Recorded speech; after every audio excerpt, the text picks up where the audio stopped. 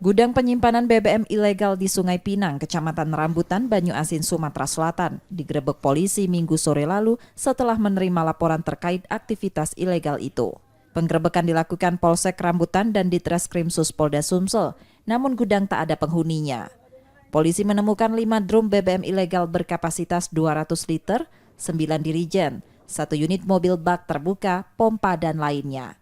Kapolsek Rambutan menerangkan pemilik dan penjaga gudang diduga melarikan diri sebelum polisi datang. Saat ini pemilik gudang tengah dalam pengejaran. Pemiliknya sendiri sementara ini kami belum menemui, belum ketemu di sini, jadi kami tidak bisa menebak siapa yang punya. Tapi kalau sesuai dengan Banpol itu mungkin ada lapor dari masyarakat di sini. Ada yang diamankan kemudian? Itu diamankan sementara masih DD berupa bahan bakar yang ada di sini maupun 1 unit mobil sama satu mesin sedot untuk BBM tersebut. Kami serahkan kepada pihak Polres ya, di penyidikan. Sementara kami di sini hanya melakukan pengamanan TKP sampai dengan BBM tersebut dipindahkan atau dievakuasi ke Polres ataupun ke tempat yang lain.